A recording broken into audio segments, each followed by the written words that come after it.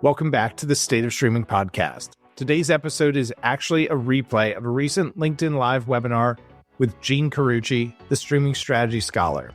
The reason for the webinar is to cut through the chaos of streaming TV headlines to narrow it down to the 5 most important things every media buyer should know about streaming TV. You'll hear us mention registering to receive Jean's top 5 questions that every media buyer should ask. And since this is a replay of that webinar, we made it easy to get. Go to the show notes or the description wherever you're listening to this, and we put a link right at the top to make it easy to find. So do that. Grab Jean's top 5 questions to ask in the show notes or the description of this episode, and enjoy the full conversation that accompanies it so you can be the most prepared buyer in the room. Now, without further ado, enjoy.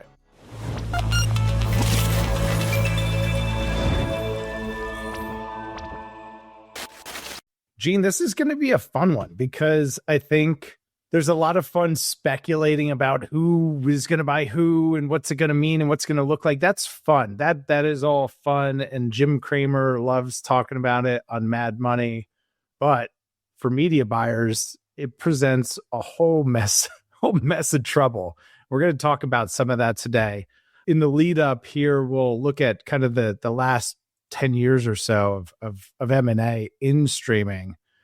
But right. Why is this topic so near and dear to your heart? Why is this so important to you? So I started in the streaming ecosystem right at its infancy, probably just shy of that chart you show. And what I found fascinating was back then, media plans were always like, you're going to start with linear and you're going to add digital to extend your reach. And at that point, it was called TV Everywhere. But I knew audience, it was a new inventory, it was a new way to sell to them and create ad products.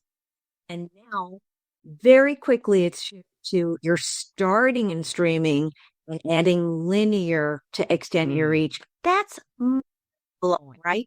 So why it's near and dear to me is I've got to be up to date on this to stay relevant, continue to offer expertise and compete in this place. And I think that there's so much information there that people are inundated with it, can't absorb it. So I'm committed to kind of studying it and to understand. But I think, we'll talk about these mergers and these acquisitions. Streaming grew and grew and grew, more and more subscribers, but now we've sort of just traded off subscribers, right?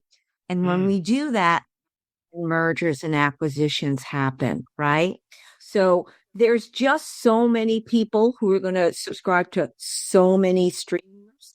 There's got to be a point of diminishing returns. And now, how do I keep those subscribers? Therein lies the challenge for these large media companies, right? That's why we're in this state. And I don't think it's going away at a time soon.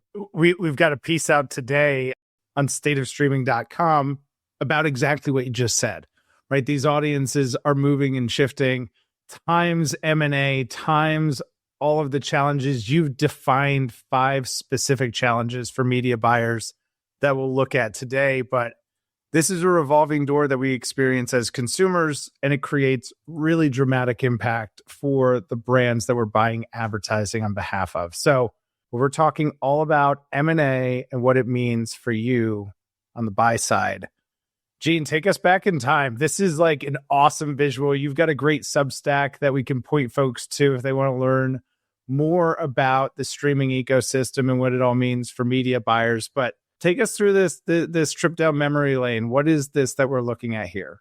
So what we're looking at here is what I'll say, right?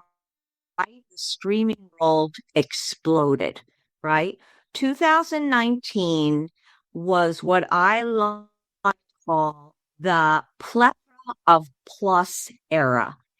Lots of large media companies decide we need a direct-to-consumer app, and for whatever reason, they all named it Plus. For I don't know why, but they just did.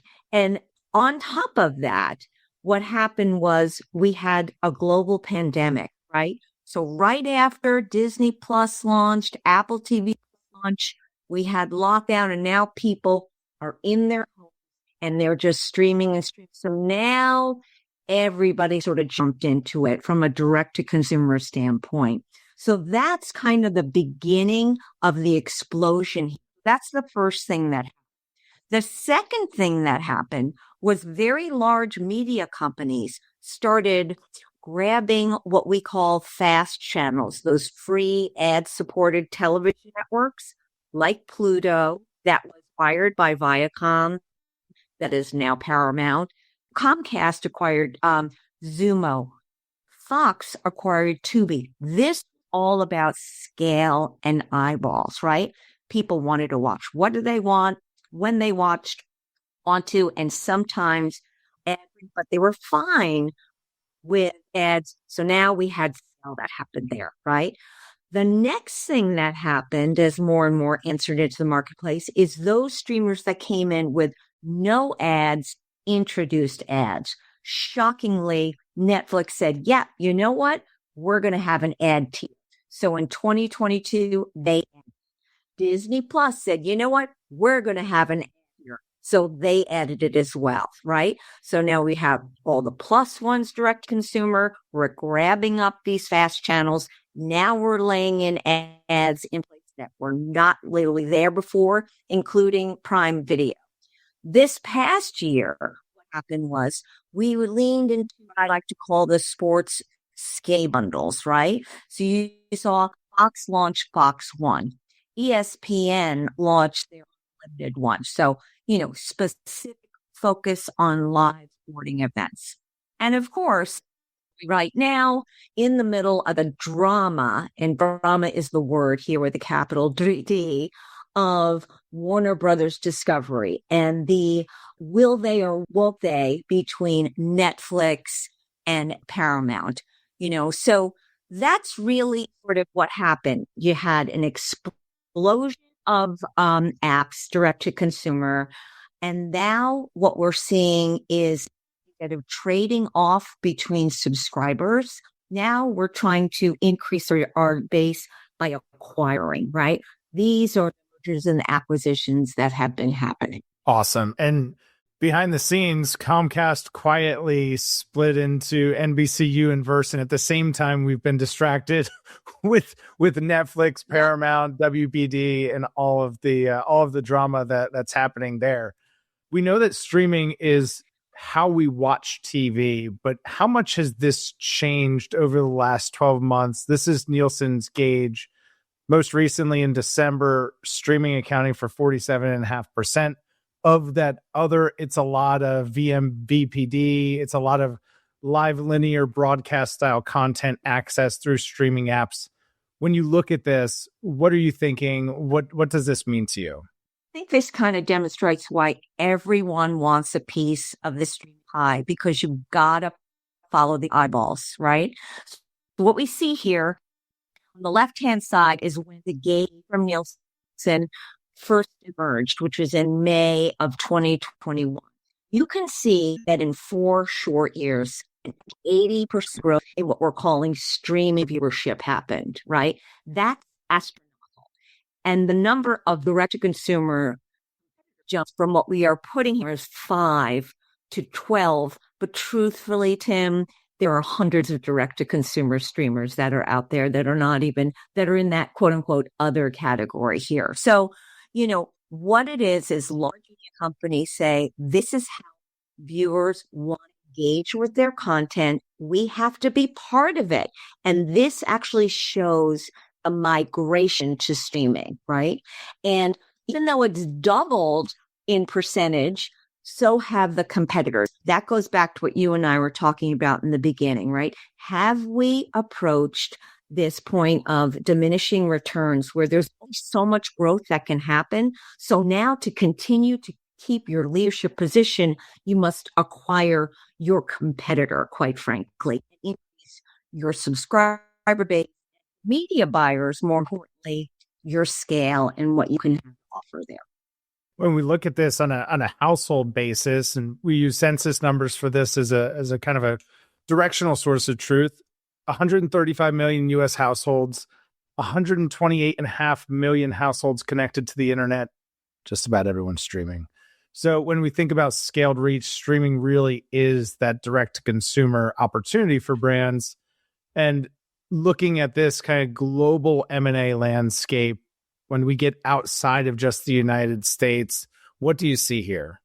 So this just goes, I think 2025 was the year of consolidation. So prior to this, we were growing, introducing, launching, now acquiring. And you can see that not here in the US. You see powerhouse brands like Disney finally taking over all of Hulu, in addition to our virtual MVPs like Fubo. But you see Roku, which was literally in hardware, getting into acquiring content there. From a global perspective, you can see, all around from Europe to Australia, it's about consolidation, right? So 2025, in my mind, was the beginning of this year of consolidation. And all we've heard at the end of the year and the very first quarter here is how it's doing, especially here in the US with these powerhouse brands here. Awesome. Let's start to look at what those challenges are that are presented. We're going to use the WBD, Netflix, Paramount example, but really this could be anyone. And surely it's going to be lots of different names and logos that we've already talked about here. But this is the merger we're all talking about. What are the high-level talking points that we see here? So I think, it's a long time for being solved here, who is going to own whom. But I like this chart. It gives an understanding of the assets that people are literally bidding on, right? So I won't go into all of them there, but you can break them down into each one of these entities has a deep library of original programming, right? Must watch. I've got to have this app to actually watch this kind of programming here. Each one of these also has film franchises that they can rely on, right? That are in theater, but more importantly, deep libraries that you can see. They also have a significant amount of what I'll bucket as news and reality, sometimes on just a show basis, but more often than not, entire networks that concentrate on this content. Each one of them is leaning into kids and animation. So now you're broadening from just adults sort of content there, but it's an entire family can participate and watch it. Each one has sports rights. This is such an important part of this deal, I think, because live sports is what the number one engaging content that you're seeing on streaming. And that's been a big part of this sort of land grab over the last couple of years. Each of these companies has their own sort of league affiliations there. And finally, while we don't talk about it a lot, I think the gaming IP that it's available at each is something to keep an eye on. And each one of them offers some significant sort of devotion to that. I think over the next few years, we're going to be leaning into gaming from an advertising standpoint. So you need to own that IP to kind of be part of that next iteration for advertisers. So this is just a nice little snapshot of what each one of these companies offers. Great snapshot. We played Pictionary on Netflix at Thanksgiving and had a blast. It was so much fun. I can see the gaming being a big, big piece of this as we go forward. All right. So what are the obstacles? What are the opportunities presented by these big mergers? So just to level set here, I want everybody to remember that of these two mergers, Netflix and Warner Brothers is only about the film and streaming assets only, does not include their very deep endemic, what we'll call cable networks. For Paramount and Warner Brothers Discovery, they are bidding on literally the entire company there. So I think that's really important for us to remember as we go into each one of these obstacles and opportunities for advertisers. So if we go to the first one, I think it kind of hits on what the primary obstacle for advertisers is. And what it is For Netflix and Warner Brothers Discovery, what you're going to get is limited premium inventory. Premium, no doubt. Each one of these companies has an ultra light ad load, right? For streaming, it's 4 to 6 minutes. That will severely limit the number of ad slots available. And I would question the scale you're going to get for each one of those. So yes, very premium content, but it's limited. Paramount and Warner Brothers Discovery, on the other hand, has a lot of inventory, but I would say that at this point, it's fragmented. It will require 2 separate ad platforms. And when that happens, for advertisers, there are going to be different requirements for the metadata and how you buy. And more importantly, for advertisers, you may need to have different creative versions. They're going to have 2 separate platforms for quite a while. So first obstacle is about inventory, whether it's limited or it's fragmented. That's the first obstacle for these scenarios, quite frankly. Feels like a big one. That's generally right where the planning kind of starts. Like, what can I buy? And we'll talk about this later. And this is one of the most important questions. As an advertiser, you need to remember going into any upfront when there's a merger available. It's about inventory. Is it limited? Is it fragmented? How can we solve it? Let's talk about opportunity number 2. Yeah. So the second is all about ad scale and data. Okay. So for Netflix and Warner Brothers Discovery, I can assure you that those will be very high CPMs. Remember, it's already limited. So they're going to be high CPMs. And I would call their data murky. Again, I say this because I've been on that side pitching it out to advertisers, right? Let's remember that Netflix has really published subscriber numbers. They gave us overt subscriber numbers just this past one. They have traditionally relied on monthly active viewers, and that actually just inflates the household reach number, right? Warner Brothers Discovery, HBO Max, averages between 8 to 10 million subscribers. No doubt about that, but not nearly as large as some of the competitors, right? So that would be sort of the ad scale limitations, I'd say. And from a data perspective, I don't know how transparent it's being. For Paramount and Warner Brothers Discovery, massive high volume reach, no doubt. Remember, it's the entire company there, right? You're combining linear and streaming. You're going to offer huge reach, right? More volume options and more endemic inventory. We're going to talk about that in a minute. I think because it's not a unified planning process, and it won't be for a while, I question the duplicated reach, and I really think that frequency cap's going to be a problem, right? Am I reaching the same people with the same ad over and over again?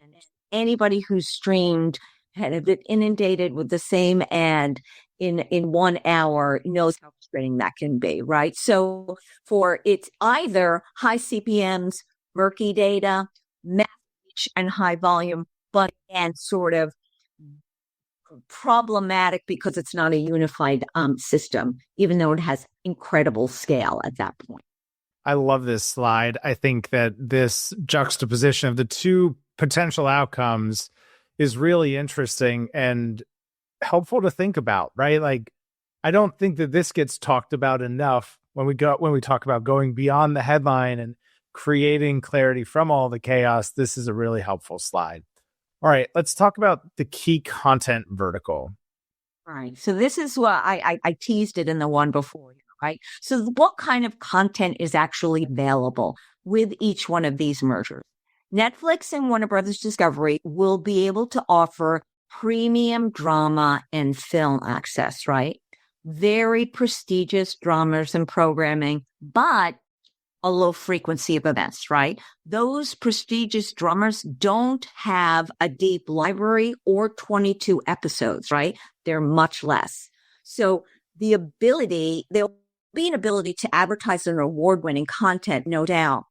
But the kind of content you're going to be sort of able to advertise on, right? All great to advertise on Succession, right?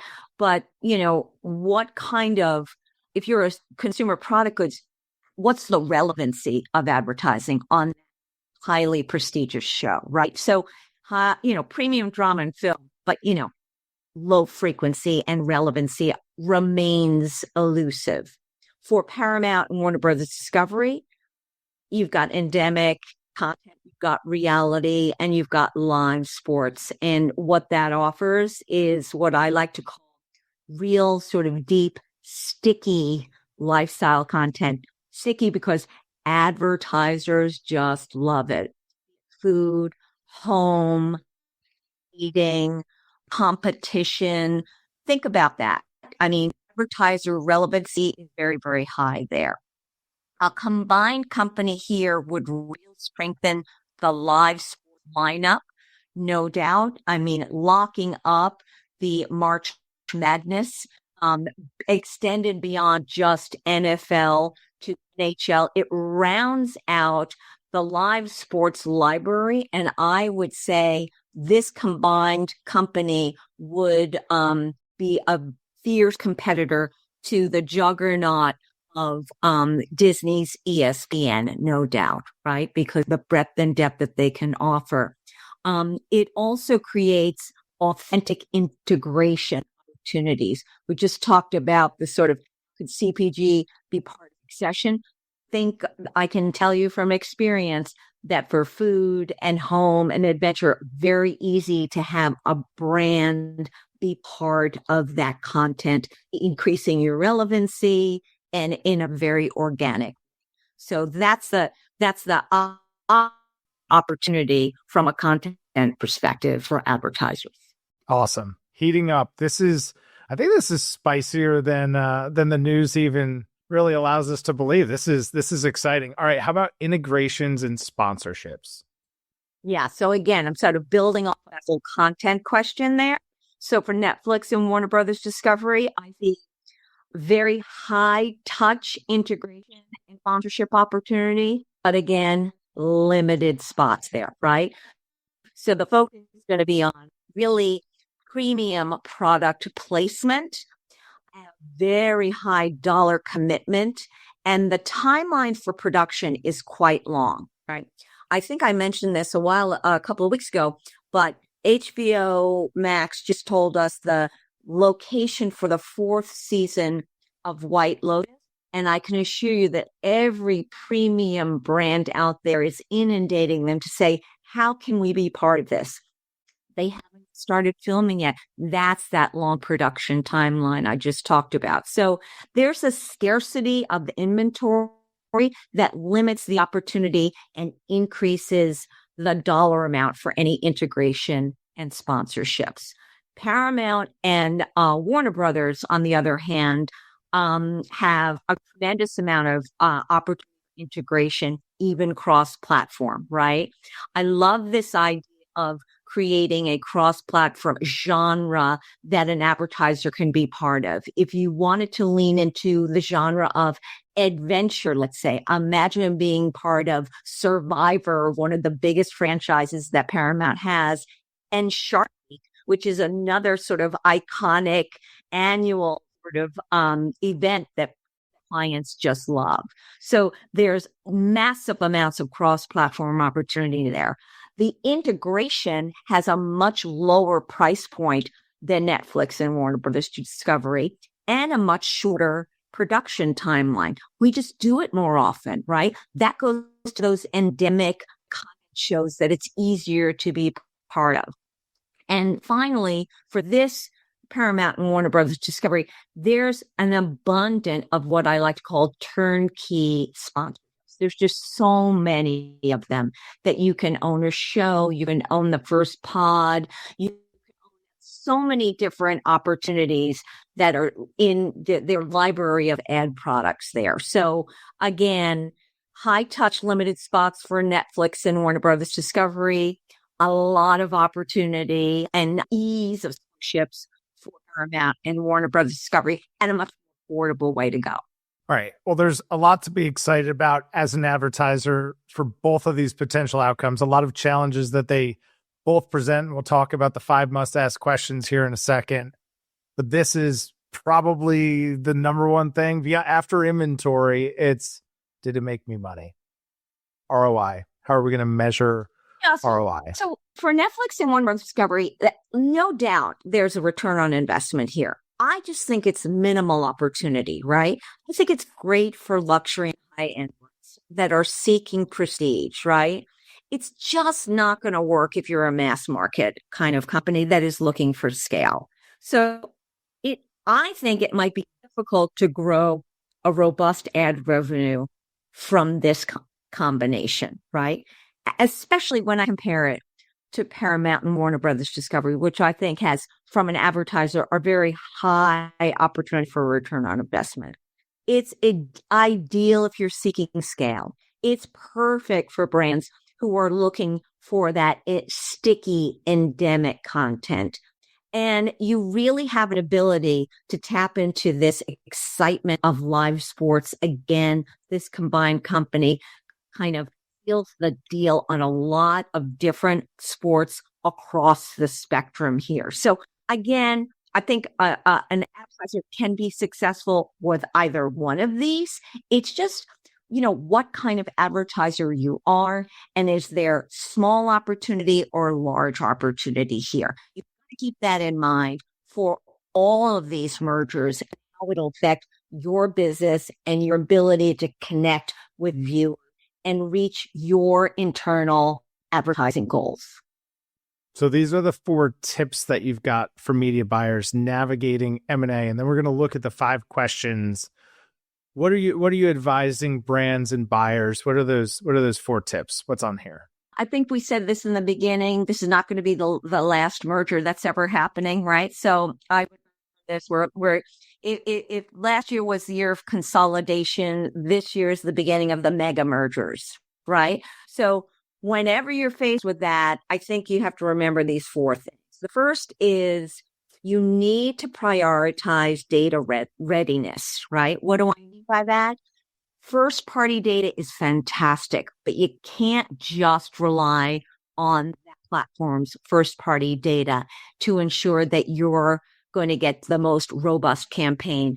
Make sure you can bring your own data to the table and combine it to reach those sort of viewers that are your most promising prospects from a sales perspective. So it's about data readiness.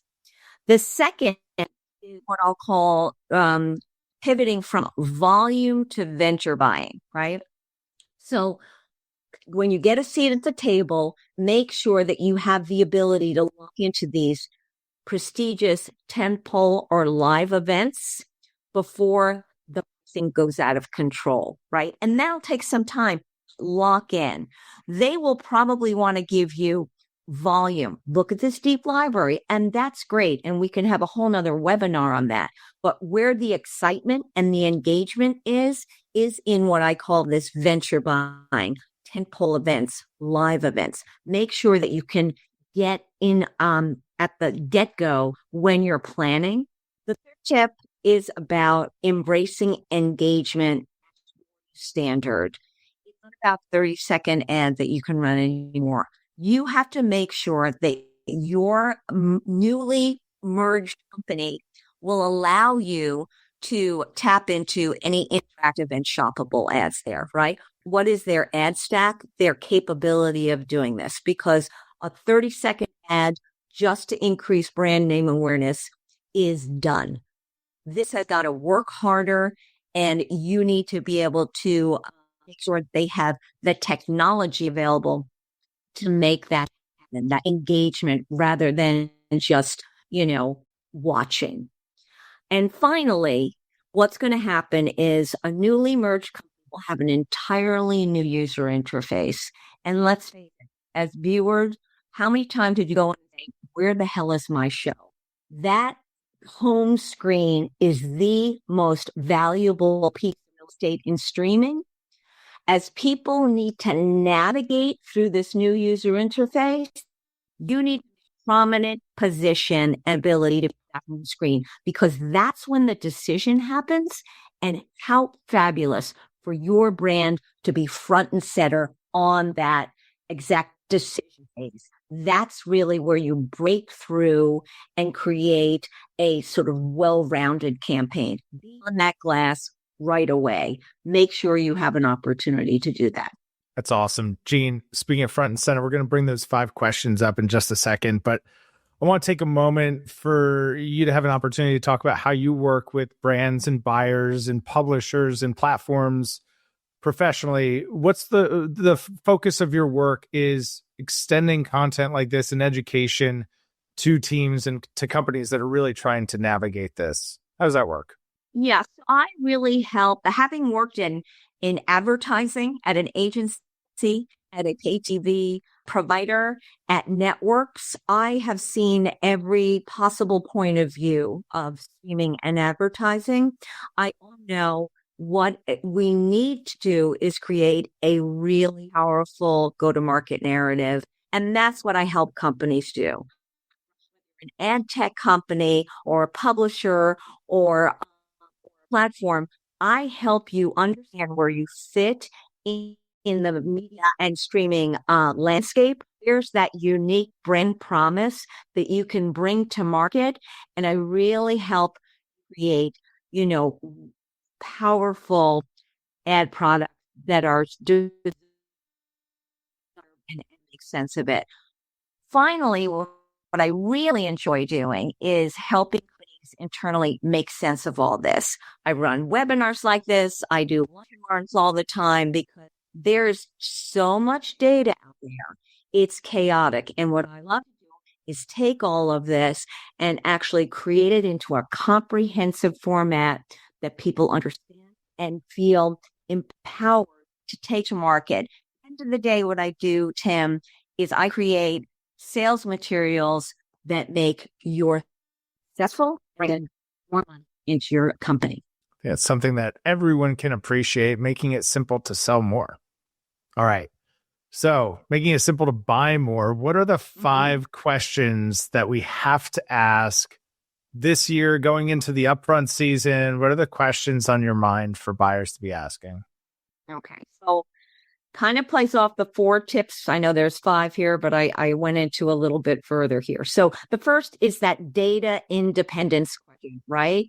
You need to ask them, can I activate my first party data on your platform, or are we relying solely on your native targeting tools? This is super important, guys.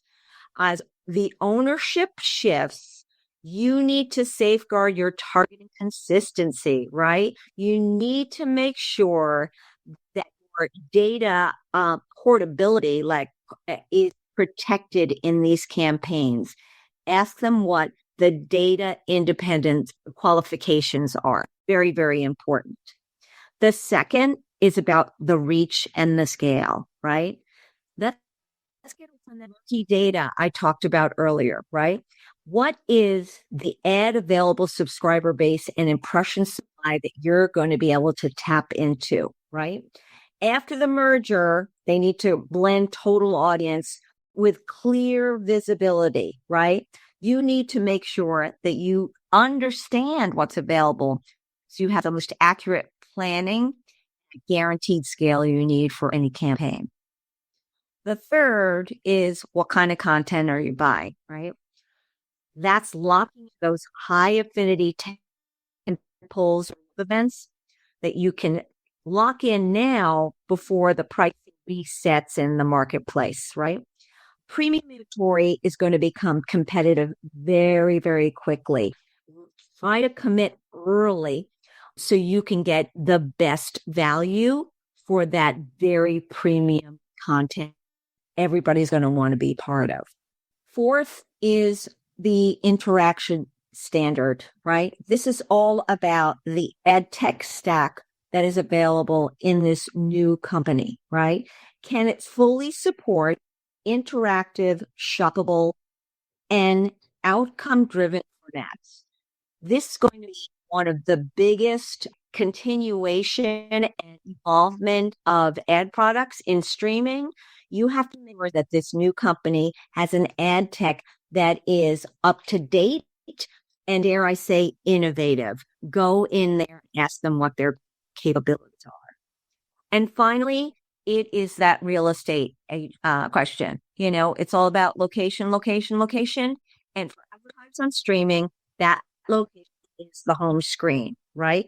You need to be on that home screen during their time of transition as people are discovering what kind of content's on there, because that is what I like to call the decision-making time. And if your brand can be there at that moment of selection, that's a win-win for you. So how can you be part of it? How are they carving out an opportunity for you on that home screen? So these 5 questions, I think, in a very crazy time for mergers, if you can go in with these 5, at the very least, you're going to be able to go back to your clients and say, hey, we've done everything we can to protect the data that we're bringing there. We're selecting content that's very engaging in formats that are interactive, and we're placing it on the most important screen in streaming. So I think if you can get good answers to these 5 questions, then you're going to have a very successful front situation. Such a great point, Jean. Reinforcing the value that we bring as agencies, as buyers to our clients. We're asking good, thoughtful questions that are beyond this quarter's campaign. We're thinking about 12, 18, 24 months out. We're thinking about how can streaming be a pillar to your media strategy going forward. So this has been a great session. If folks want to get this, if you're watching and you haven't registered yet, there's going to be a link nearby. Go register. That's going to get your email to us so that we can get Jean's 5 must-ask questions to you. Jean, if folks want to get in touch with you, you're obviously here on LinkedIn, and that's linked close by, but you've got a very active Substack. Tell us about the other ways to get in touch and to connect with you. So on Substack, I am the Streaming Strategy Scholar. I'd love for you to subscribe. It's free. You can find me on LinkedIn.